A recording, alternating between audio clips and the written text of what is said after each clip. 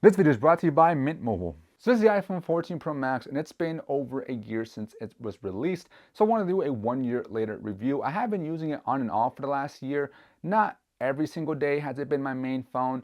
I have been switching between Android devices, and I actually do prefer Android over iOS. So I rarely carry this device solo. Usually I have the iPhone and then my other Android device, just because it's a lot more fun to use, and the iPhone's mainly just used for like calling and texting. But without further ado, let's go ahead and talk about how it's been after a year.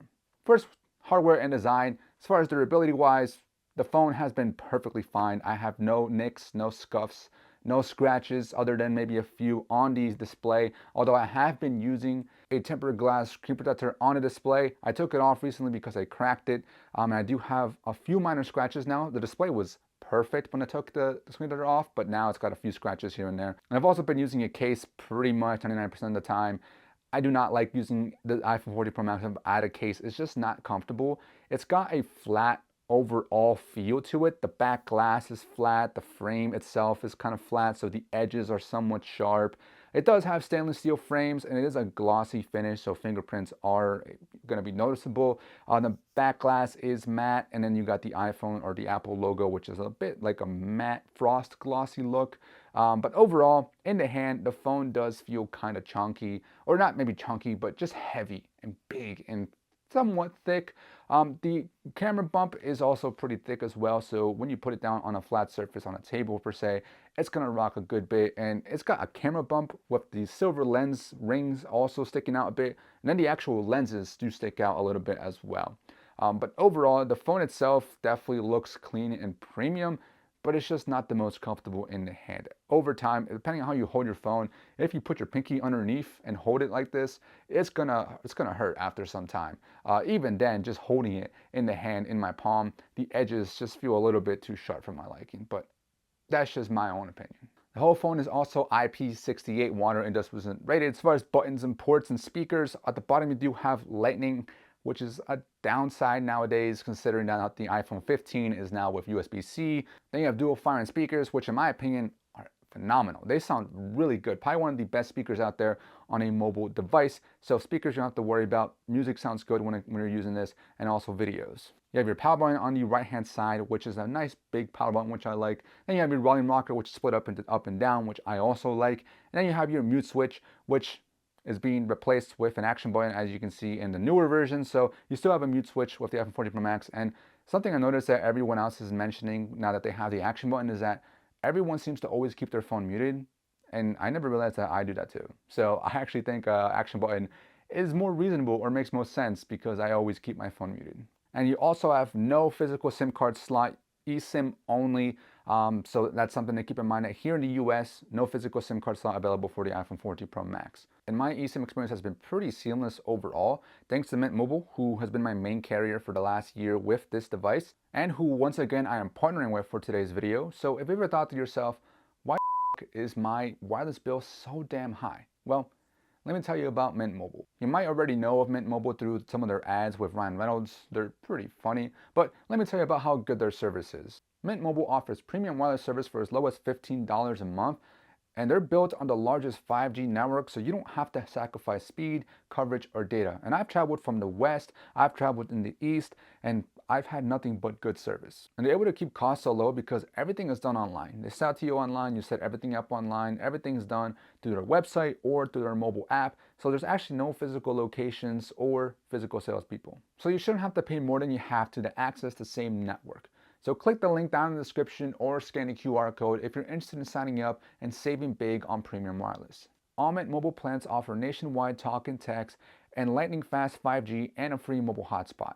Mint Mobile also offers an affordable family plan with as little as 2 lines. I've actually been switched to Mint Mobile for the last 2.5 years, and I've actually switched my entire family as well over the last 2 years to Mint Mobile. So everyone's on Mint Mobile in this household, and everyone's been having a good experience. They're able to do the day-to-day stuff without noticing a difference in speed or performance. So watching videos, browsing social media, playing games has all been a great experience on Mint Mobile's network. And switching to Mint Mobile was super easy thanks to their eSIMs. If your phone is eSIM only, like the iPhone 14 Pro Max here, super easy to set up. It took like 15 minutes to actually activate the whole eSIM and set it up all through their app. And if your phone isn't eSIM compatible, they do still have physical SIM card slots, so they can ship one out to you for free. And right now to the end of October, they actually have a limited time offer where you can get their unlimited plan, which is normally $30 a month, for as low as $15 a month. That's a 50% saving off their already super low price.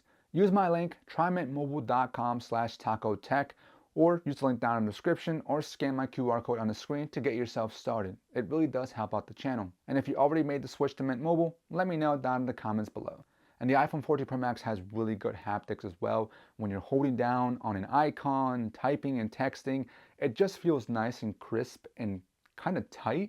Doesn't feel extra, like too aggressive. It just feels overall really nice in my opinion.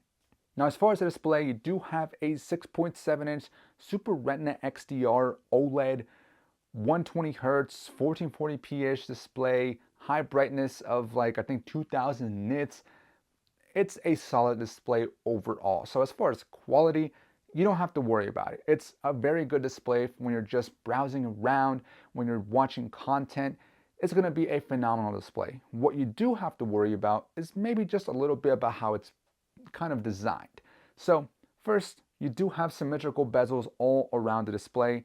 They're somewhat thick compared to maybe like a waterfall curved display on an Android phone, but overall, it's a uniform single-sized bezel. You also have the dynamic island, which is like a pill cutout at the top of the screen. It's kind of annoying sometimes when you're watching a video that the aspect ratio causes the pill cutout to just poke into the video content just a little bit. So even if you're not pinch to zoom, it might still end up covering a little bit of the video.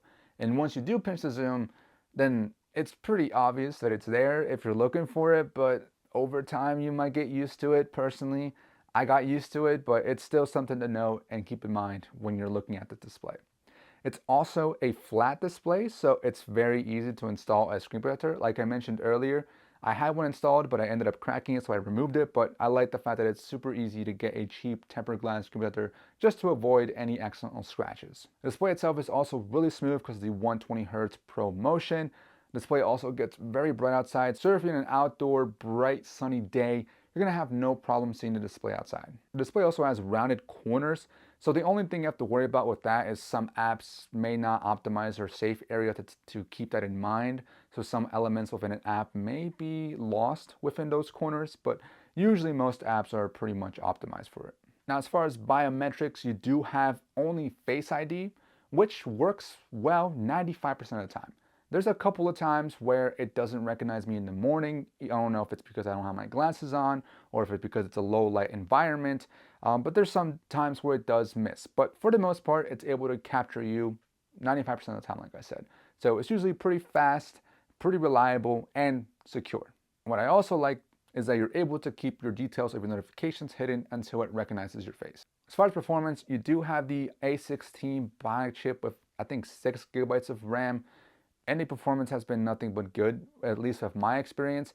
I use my phone pretty basic, I would say. Social media apps, browsing Twitter, browsing Reddit, watching YouTube, browsing Instagram, maybe playing a game here and there. And my games that I play are pretty simple, so things like Minecraft, Subway Surfers, the Clash Royale and Clash of Clans of the world. It's pretty basic usage, and I don't really use my phone for like videos and stuff like that. So even though I create content for YouTube, I use a dedicated camera for it. If you're someone who creates a lot of content, it should still definitely be able to handle everything you throw at it, but I can't speak on that as far as how it performs overall because I just don't do it on my day-to-day basis. As far as the software, it is using iOS 17.0.3. I think it was the update that was supposed to help the iPhone 15 series. But either way, for me, I felt like iOS 17 is very similar to iOS 16. I think they added a few things here and there and changed a couple elements. I didn't really dive deep into the differences, but in my day-to-day experience, I didn't notice much. So overall, iOS for me is not my favorite cup of tea. I do like the lock screen customizations though, so you have the ability to change up the clock style, add a couple widgets, and add a depth effect to your wallpaper or to your clock, depending on how you have it set up. You do have to remove all your widgets though, so that's something to keep in mind, but I think it's pretty cool when you can add that depth effect. I also think it's pretty neat that you can change your wallpaper based on a focus mode. So you can either have a wallpaper be a focus mode or have a focus mode, have a different wallpaper. It's the same thing, vice versa, but either way, I like that you can set up a wallpaper to be specific to a focus mode. And I do want to mention that I'm not a huge fan of the way notifications are handled on iOS. The main thing is just because after some time, or if more notifications come through, your older notifications get sent to the notification center, and that causes me to miss some notifications. So yes, there's red dots on your home screen for the app if there's a notification for that app, but sometimes I notice that red dot and I'm like, when did this arrive? When did I get a message or when did I get a notification? I check my notification center and there it is. It arrived, but somehow I missed it because either I didn't see it right away or more notifications came through and it just got sent down to the notification center. So I do wish there was an indication in your lock screen or on the notification center itself that before you swipe up to see all your notifications, there's like an indication that says you have X amount of notifications in your notification center for you to still view, interact with, swipe away, or whatever you have to do. The one thing I do like on notifications though is the scheduled summary. I do like that you can schedule some apps to go into the summary so it doesn't constantly send notifications throughout the day, because there's like games and social media apps that I don't really care if I receive a notification right away. So the summary is pretty convenient in my opinion. You're also able to turn on an always on display for the lock screen, so you can have the clock showing all the time, the clock and the wallpaper, and then the clock and the wallpaper and your notifications. So that's pretty cool, but I personally don't really use always on displays just because I watch. And in the home screen, it's as boring as simple as it gets. You only have a 4x6 grid. I really wish the 14 Pro Max or just the Pro Max series of iPhones gave you the ability to go up to at least a 5x6. I just think you have such a big display. You can show more than 4 icons across. I also don't like that the apps have to be in the up leftmost spot. Why? I just don't get it. Like, they have to be placed to the left. You can't place them to the right on their own. There has to be something else pushing it to the right or something. So you have to organize your home screen in a way that's super annoying.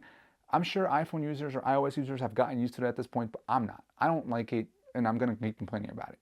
I do like that you can stack widgets though. So you're able to add your widgets together so you don't have a bunch of widgets everywhere. You do have the app library though, which makes it pretty simple, somewhat simple to access all your apps. I don't like that you can't customize the actual folders of any app library. It just makes it kind of inconvenient when sometimes apps go into a folder that you don't think that app belongs to. It's kind of annoying. So I end up using the list view version all the time. So I kind of wish the list view option was the default on iOS. I will say that the control center, I kind of like. I think the aesthetic is pretty nice and the way it's organized is pretty easy to use. The only complaint I have is sometimes there's some quick settings that you can hold down and access a quick menu or additional quick settings, but not all of them have that option. Some, I guess, don't make sense to have that option for, but it would be nice for them to think of some way for all of them to have an additional menu when you hold down on the icon. Another random iOS setting that I really like is that you can double tap and triple tap the back of the device with an accessibility setting that allows you to turn on a certain feature or toggle something. I like that I can use it to bring down the notification center and the quick setting center, just because it's a bit annoying to have to reach all the way to the top of the display to bring them down. So using that double tap and triple tap feature makes it easier to bring them down. Now I will note that the double tap and triple tap doesn't always work, especially if you use a case. And you also have the software settings with the dynamic island. So that whole dynamic island incorporation into the iOS settings and system, it's okay. I mean, I use it when I listen to music. I use it to hold down to it and be able to quickly switch between songs or pause it or something. You can also use it with a timer or a stopwatch, or if you're on a call, it'll show that you're calling someone or talking to someone. It's not really gimmicky per se, but it's also not something super revolutionary. It's more or less just there. One thing I also don't like is that the swiping back gesture to go back on an app or on a settings page or whatever is not really universal throughout all of iOS and also through all apps. There's some apps that require you to click like an X button at the top left corner or click a back button or something. So not all of them work with the swiping to the left. I wish it was universal. I also wish you could do it from the right hand side as well.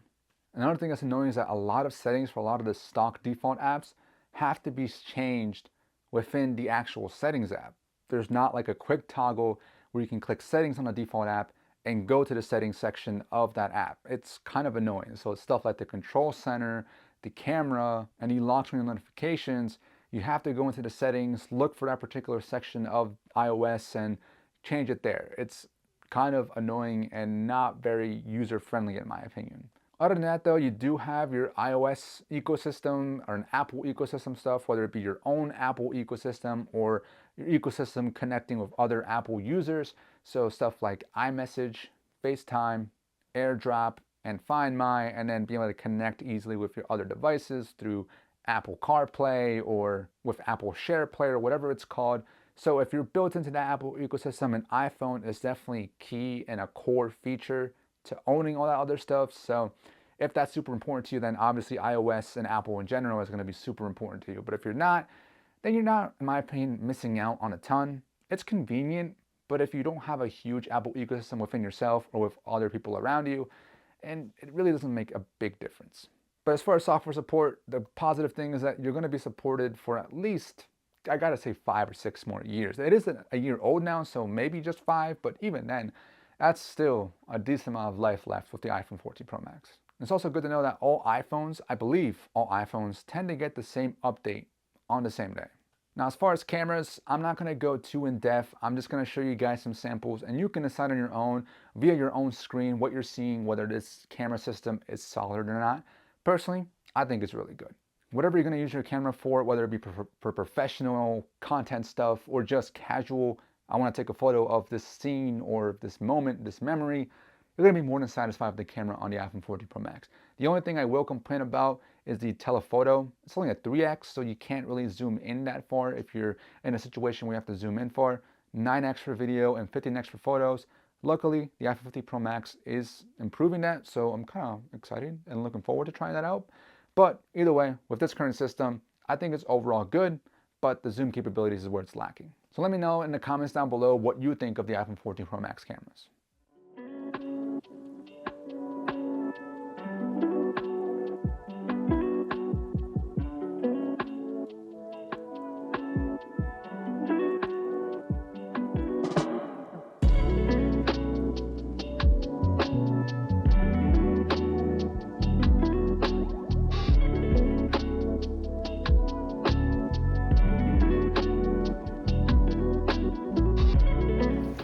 I guess the test of the audio quality, seeing how we are with the mic on the iPhone 14 Pro Max.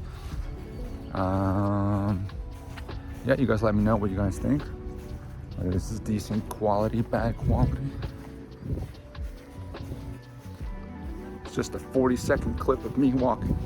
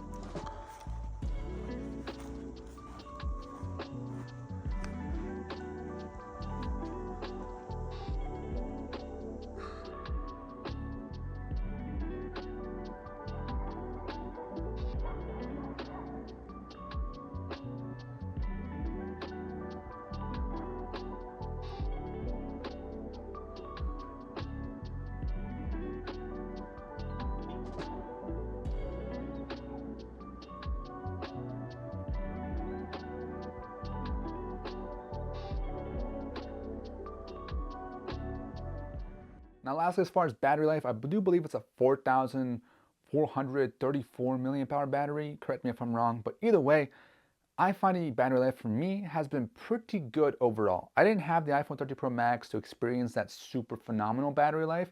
So people saying that the iPhone 14 Pro Max battery life went down and as far as like how long it lasts, I didn't notice a difference.